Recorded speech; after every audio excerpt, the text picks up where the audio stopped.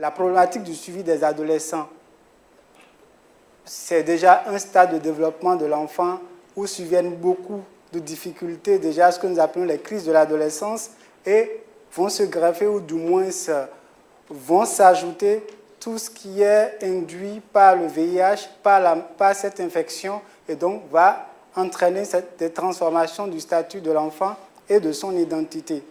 Du coup, ce sont ces problèmes qui nous ont amenés à un moment donné à penser cette expérience du camp que nous avions eue. Je vous montre un peu Optima Bénin, qui est une ONG, une association qui travaille au niveau du service de pédiatrie de l'hôpital d'instruction des armées. Le siège même est à 8 km du site où nous intervenons. D'ici, ça fait environ 5 km. Et vous avez juste à côté notre antenne communautaire qui est insérée dans le bloc du département de pédiatrie sociale et préventive du service de pédiatrie des armées de Cotonou. C'est vrai qu'on est dans le VIH, mais là, vous voyez une de nos interventions dans le cadre de la prévention du paludisme chez le couple mère-enfant. Et il y a ce que nous venons de créer récemment, juste à côté, que nous appelons la maison d'observance et d'éducation parentale. La vision, c'est vraiment d'assurer la prise en charge communautaire des enfants, pour le moment, au niveau du service de pédiatrie de l'hôpital d'instruction des armées. C'est vrai, comme l'a dit tout à l'heure le docteur Azondekon, même au contenu communautaire, nous y réfléchissons encore. Que constatons-nous chez les enfants?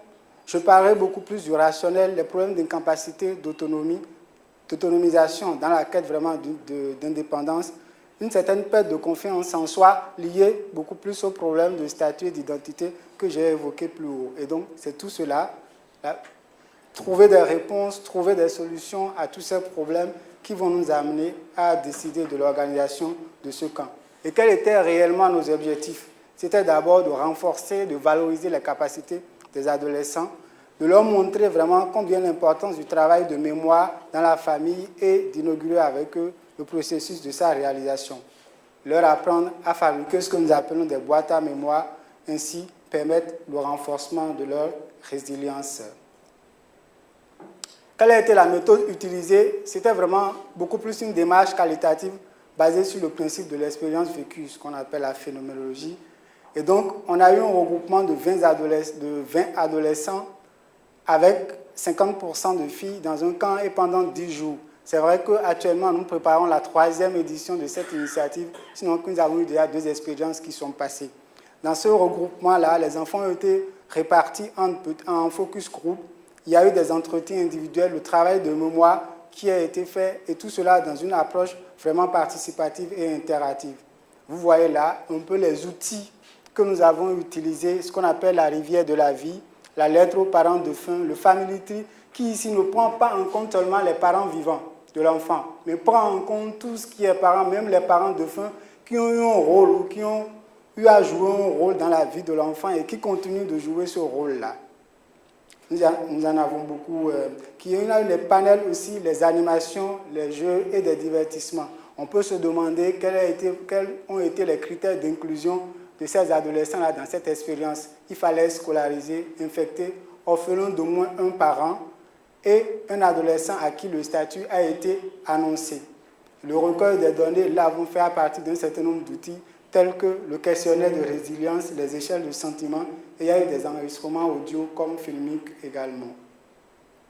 Tout cela s'est fait sur la base de principes éthiques, bien évidemment. Il y a eu un protocole qui a été présenté à l'unité d'éthique du service de pédiatrie des armées et le consentement éclairé de chaque adolescent enrôlé dans cette expérience ainsi que de leur chargé de soins a été vraiment requis. Comment nous avons conduit cette expérience? C'est d'abord qu'on a choisi un endroit vraiment isolé, loin des bruits et des pollutions de Cotonou, avec des encadreurs, ceux que nous appelons les médiateurs de la mémoire. Et les enfants ont été hébergés en tenant compte d'un certain nombre de critères, leur caractère, leur sexe et leur comportement, puisque c'est des enfants qu'on suivait déjà. Et puis tout cela s'est fait à partir d'un chronogramme bien défini. Les résultats de cette expérience, c'est d'abord le fait que cela nous a permis de nous rendre compte que le regroupement des enfants pour le partage d'expérience est bien possible, même si cela reste un défi. Que les enfants peuvent réellement partager leur expérience. Je me rappelle encore cet enfant qui nous confiait vraiment qu'il pensait qu'il était seul dans sa situation, mais qu'il a rencontré des amis, des camarades qui vivaient des situations plus dramatiques que la sienne. Et donc l'annonce du statut également est une bonne chose à l'enfant. Et on a appris également que les enfants peuvent, au-delà de cette expérience-là, que les enfants ont pu être capables de nous dire réellement ce qu'ils ont appris, de ce qui leur est arrivé, et aussi d'en ouvrir les perspectives pour leur vie. Nous avons des enfants aujourd'hui qui ont vraiment foi en leur devenir, en ce sens même que la question qu'ils nous posent souvent, c'est qu'ils se demandent même qu'est-ce qu'on devrait leur avoir fait et qu'est-ce que nous leur faisons aujourd'hui. Et c'est autour de ça que s'articulent nos réflexions dans l'organisation et l'adaptation vraiment de nos services. C'est vrai, je l'ai mise en rose pour ne pas mettre la dernière ligne là en noir, parce que ça a été vraiment des jours sombres. Les premiers jours étaient très difficiles, les émotions, les peurs, les timidités, vraiment pour partager. Un an plus tard, nous avons décidé d'évaluer quand même l'expérience. Et qu'avons-nous obtenu? Il faut dire qu'on l'a fait à trois différents niveaux. D'abord au niveau des adolescents comme acteurs, les parents également en tant qu'acteurs et l'équipe de soins. C'est vraiment la forte appréciation des parents de cette initiative-là. Parce qu'il y a des parents qui vivaient presque en conflit avec ces enfants. Il y avait tellement de questions des enfants, de ces adolescents, auxquels les parents n'avaient pas de réponse, ou ils avaient des réponses, mais il fallait vraiment que cela soit confirmé par des gens qui s'y connaissent et qui étaient avec, qui s'occupent de leur prise en charge. Et les adolescents ont pu trouver des réponses à toutes ces questions et les parents se sont sentis désormais compris par leurs enfants. D'ailleurs, les mères qui nous ont vraiment témoigné de tout ce qu'il y avait comme fardeau lié à cette peur, cette culpabilité et le secret qu'ils tenaient par rapport à leur maladie. Et nous avons eu des enfants vraiment très valorisés et bien capacités parce que c'est ce qu'ils nous ont dit, c'est ce qu'ils nous ont rapporté au moment de cette évaluation-là. Et on les voit désormais engagés dans leur vie. Je n'en veux pour preuve que le taux de réussite que nous avons eu cette année pour tous les enfants qui ont participé à cette expérience que nous avons présentée au BPC, au BAC, qui ont vraiment réussi formidablement. Et aussi par rapport à la gestion de leur sexualité, la santé de la reproduction, vraiment, c'était une très bonne chose. Les enfants aussi nous ont souligné l'importance de l'accompagnement, vraiment, de ce qu'on a pu leur faire. Et ce témoignage m'est resté, je l'ai mis. Parfois, le repas communautaire que je prends optimalement est mon seul repas de la journée, et pourtant, ils ne sont pas mes parents. C'est dit comment eux-mêmes, ils apprécient l'accompagnement, l'importance de l'accompagnement que nous leur donnons. Et ce plaidoyer que font ces enfants qui sont vraiment aujourd'hui renforcés, capacités, nous a permis vraiment de les intégrer dans l'encadrement du prochain camp en vue d'une recherche opérationnelle. Donc, ils participeront à nos côtés comme des encadreurs. Et des enfants qui sont devenus vraiment responsables. Et je dirais beaucoup plus que c'est des adolescents pour qui la vie n'avait même pas du tout de sens, du moins pas assez pour qu'elle vaille la peine d'être vécue. Au contact de cette expérience, ils sont désormais quelque chose, mieux quelqu'un, et ils sont devenus grands.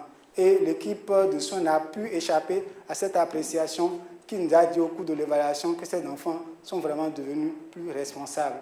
Et aujourd'hui, la réflexion ça est autour de l'adaptation des services par rapport à ce que nous avions eu et appris des enfants. Je conclurai très rapidement en disant le volet communautaire ne fait que rentrer dans la danse, dans le suivi de l'enfant. L'accompagnement du patient doit être également accompagné. C'est bon d'y penser, mais c'est mieux encore de se jeter à l'eau. Et aujourd'hui, la réflexion s'articule vraiment autour de l'importance de la mise en application des leçons apprises et de leur évaluation au quotidien.